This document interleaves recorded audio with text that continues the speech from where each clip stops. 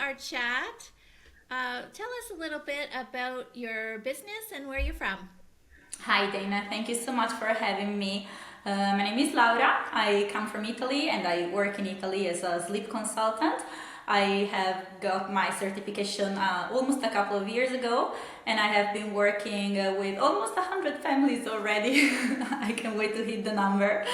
And I really love what I do, and the thing I love most about this job is the fact that I actually help people changing their lives for the better, and so I have a real impact on people's lives.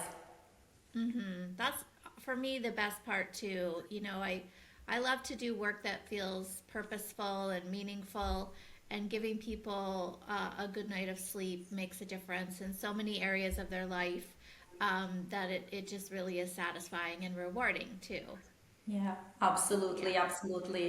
Just the idea of doing something meaningful that has like a real impact on people's lives and their long-term benefits of sleep training their children. It's just like the best feeling ever, because I have clients from 2 years ago telling me now that I changed their lives for the better, and they keep on talking about me all the time. And Yeah. I think it's really what matters the most, right? Just having an impact on the long term, not just on the short term. That's right. Yes, great. Well, today our question that we're going to be discussing is what are the other benefits besides sleeping well that we see in families once their children are sleeping through the night? So, what do Well, you find, Laura? my answer is that it's never just about sleep, and that's the big thing, right? Because we keep on struggling about our children's sleep, and we think once they sleep through the night, everything will get better. But it is true, actually, everything gets better, not just their sleep, but also our sleep as parents, and also the energy we get to have through the day. I've had clients who started businesses after they sleep trained their children. I am one of those actually who started a business after I sleep trained my child, who struggled a lot for 3.5 years. And so I made it my mission to tell other parents you don't have to suffer the way I suffered, because there are so many things you can do before getting to that stage where you cannot cope with that anymore.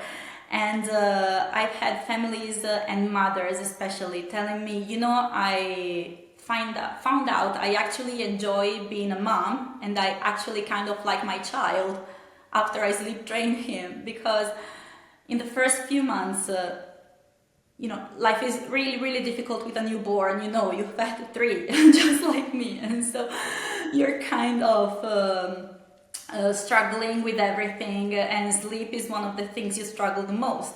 But if you can make it better, you can actually find out that these kids are not spoiled, or they're not crying all the time because they are spoiled or because they are bad kids. They are just really tired. And you as well are really tired.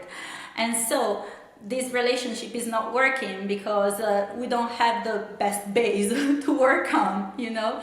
But if you sort this out, if you get to sleep better and you get to have your baby sleep better, you break this vicious circle, and then all of a sudden it becomes a virtuous circle, because everything's fall into place more easily. You get to spend more quality time with your kids, and you actually enjoy it because you are well rested and they are well rested, and they can enjoy this time with you more easily, just like you, basically. Yeah, Kind of absolutely. repeating I myself. think when we're talking about a child not sleeping well, it's sometimes easy for a parent to say, well, it's not great. It's disruptive to my own sleep, but I'm doing okay. I'm okay. I hear that a lot from moms, that they're trying to just grin and bear it, basically, because it feels okay. They're managing it okay. And that always breaks my heart a little bit, because it can be better than okay. Like, Yeah. I don't want anything in my parenting journey to just be okay. I've always been the kind of person where if something doesn't feel right, then I start researching how to make it better, because I don't want to go through life being just okay. And I know that when I feel just okay, I'm not showing up as my best self. And so I think you're right in like, this isn't just about sleep. It's It's not. It's about so not. much. Yeah, it's about so much more. But the narrative, especially here in Italy, is that you've had a child. Well, just say goodbye to your life for good, basically, until they are 18 years old. And say goodbye to your sleep, say goodbye to your friends, say goodbye to your habits. But what I like to tell the parents I work with is that you were two single people before you became a couple, and you were a couple before you became parents. Those people still exist, and they need to be nourished, because otherwise frustration starts to build up inside of you. And then you give out this frustration towards your kid or towards your partner, and this is not right. But it's just basically that inner person, that person who still exists inside of you, who wants to feel seen and who wants to be nourished and who wants to still do the things that she or he used to do. And I think with sleep training, what we actually do is giving more space to those people, giving more space to the couple, giving more space to the woman or the man who were single before meeting each other and before deciding to start a family, and who had passions, who had friends, who had hobbies. And those hobbies, those passions, those friends are still important. You don't need to say goodbye to everything when you become a parent. Of course, you need to reschedule more stuff because you have different priorities, but that person is still a priority. That's what I like to say to the people I work with. You are still there.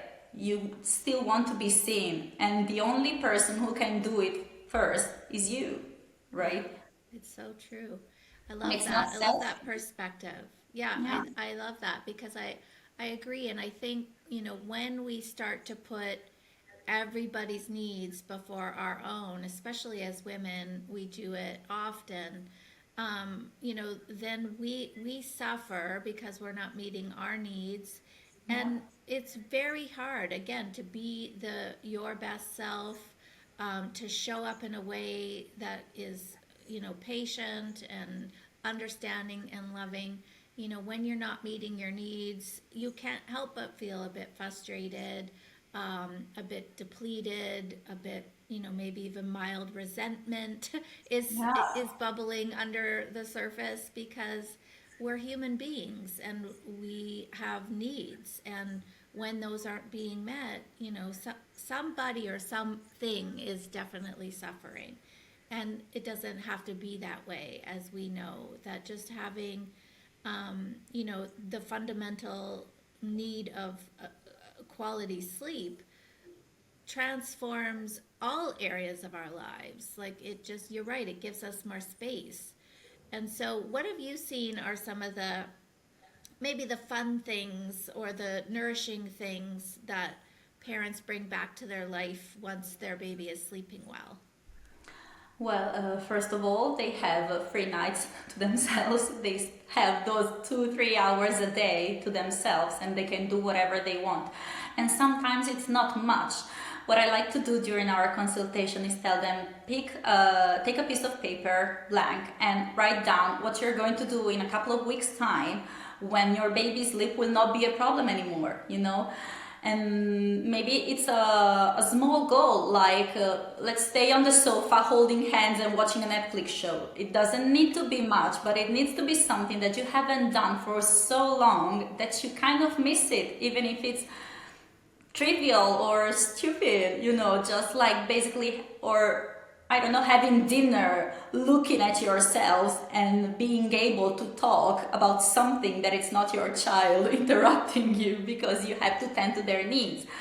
And I also think that making those kids a priority all of the time is not healthy for them as well, because then once they grow up, and of course they will grow up at some point, they will go away from you, and then you will be resentful for this, and you will say, but after all the things I did for you, and they will answer something like, I never asked you to, right? And I think that might be heartbreaking for a parent to hear, especially a parent who forgot completely about their life just to devote everything entirely to this kid.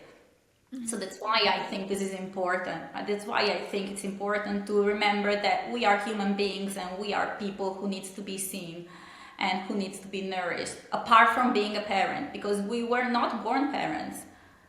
And those kids never asked us to like completely destroy our lives for them. Right, it's so true. It is Think true, about and that. it's the little things too that you take for granted when you're, when you don't have children. You take for granted eating a whole meal while it's still hot, drinking a cup of coffee while that's still hot, spending 20 minutes reading a book, or taking a bubble Enjoying the bath, shower. or yeah, enjoying a shower without interruptions. I mean, sometimes even just going to the bathroom feels like a luxury, right? If you can go to the bathroom in Especially if they're privacy, young that's kids.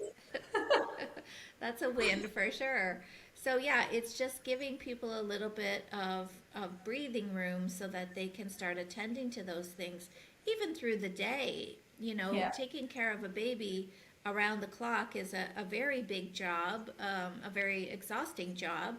And just knowing, my baby's going to be napping at this hour and at this hour for this length of time gives you some space in the day as well to, I used to love to pour myself a cup of coffee and watch, one of my favorite shows during first nap, or maybe you need to get some things done around the house, or as a working mom, too, that nap times are really valuable because that's when you get down to business and start doing Yeah. some work.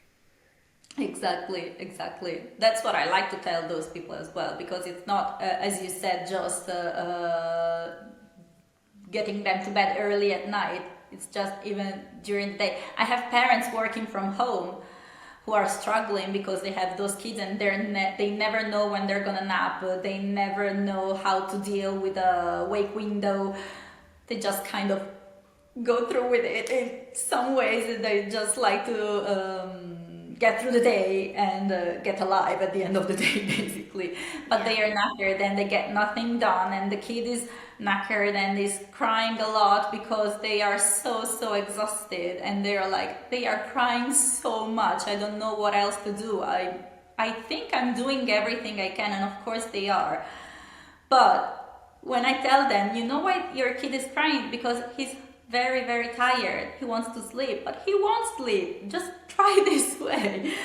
And then they sleep and they start to sleep, and they become so happy when they sleep. And then they wake up, they are well rested, and they are a joy to be around, basically. Mm-hmm. And It's so true. the thing I say to parents, what is stopping you from getting a baby that is well rested? And they are like, I'm afraid of traumatizing him, and I am afraid to be selfish because I want him to sleep better. But I think it's not a matter of being selfish, it's a matter of loving these kids, basically, because they need to sleep as much as we do, even more, actually. And so Mm-hmm. it's not about being a selfish parent. It's about being a loving parent who wants the best for their kids. As you said before, it's not okay just to be okay. It's not okay just to go through life like a zombie, Mm-hmm. saying, this too shall pass. One day we'll get better. One day we'll get better. We'll get better. We'll get better. I have sales call with people who have kids that are not young anymore. They are 6, 7, 8 years old and they're still not sleeping well. So this means you need to act before you get to this point, basically. And if you don't do Yeah. anything, things are never gonna change. Yeah, it's so true because I mean, sleep, healthy sleep habits, that's why we call them healthy sleep Yeah. habits. Habits need to be learned and habits need to be consistent.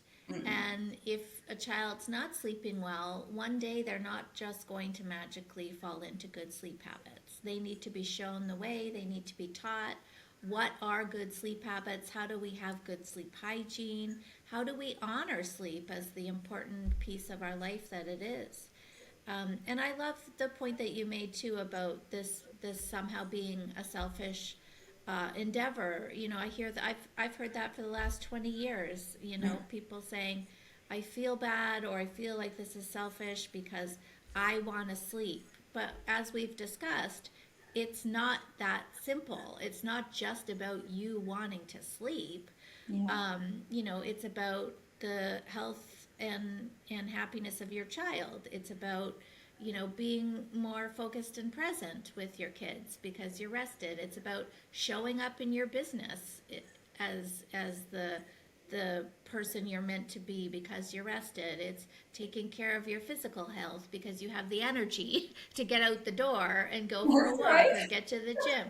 You know, so when you look at it from that perspective, you know, then it just becomes so all encompassing that there's nothing selfish about any of that. No, absolutely not. And I wish more people realize that. But the narrative here in Italy, as I told you before, is that once you have a kid, you need to sacrifice. And to be a good mother, to call yourself a good mother, you need to completely sacrifice your life, to sacrifice your sleep, to sacrifice everything that came before this kid was here, you know. But as I tell those parents, your kid doesn't want you to be a victim of sacrifice. Your kid wants you to be a happy mom. Yeah. Okay, and if you want to be a happy mom, you need to rest, and your baby needs to rest as well. It's really, really difficult, especially here. I don't know where you live, but here is really, really difficult because there are so many professionals who are against the sleep training, and so the narrative is very, very negative toward any sleep consultant because they say we traumatize kids, because they say we want to leave them to sleep in the room. But the thing is, not every single baby is happy to contact sleep all the time and to co-sleep all the time, That's true. right? Yeah, you're right. And yeah, I think, yeah, we have that conversation here in the US a lot too. But one thing I've learned, so I've gone through a lot of the parenting journey already. I have children who are embarking on young adulthood. And I agree with you. I think, you know, having a parent who that my kids can see that I have honored my own needs for growth and connection and self care. You know, I started a business when they were infants. You know, I grew that business. I take care of myself physically and emotionally. And I think that has allowed them some freedom as well because when they leave home and go to college or go traveling, which my kids have done, I don't want them to feel that mom's at home crying her eyes out because we left her, right? I don't want them to feel guilty or bad about going to live a life. I want them to be like, mom's going to be fine. Mom's got a life. Mom's got Yeah, lots of good things exactly. going on. Mom has got a And, you life. know, and she's there for me when I need her. And that's all that my kids need to go out into the world and be, you know, happy, productive adults. So, Yeah, you know, I exactly. think that you're right. It is a bit of a disservice to the child to Mhm. make the child feel like they're the center of your universe. That's a lot of pressure to put on another person, isn't it? Like you are fulfilling my every need. Oh Yeah. no, that's But that's hard. what they're saying here. It's what they're saying here. And I think it's unfair to the child as well. Because as I said Yeah, before, they need to learn that yes, okay, they are the center of our universe when they are small babies because otherwise they would not survive. And it's fine with that. But there are so many things they could do on their own if we just allow them to try. right. Even if it's just sleep, Absolutely. you know? Yes, absolutely.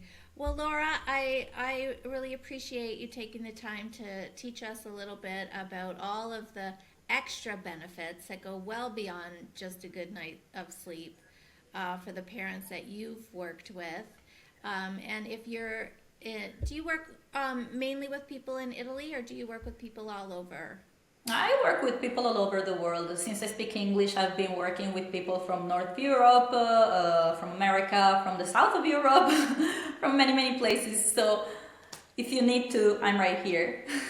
Yes, please do reach out to Laura if you've been struggling with your child's sleep, and this resonated with you, that it's time for you to be your best self, to feel better, to show up, as a parent and a person, feeling your best and feeling rested. It really is. It's such a foundation piece to our health and happiness that it's a necessity. It's not a luxury, and we need to put it on a top priority list. It's very, very important. So thank you for reminding us all of that fact today. Thank And you for if you want to having me. get in touch with Laura, we've got all her information here in this conversation. And thank you again, Laura, for sharing your wisdom with us. Thank you, Dana, for having me.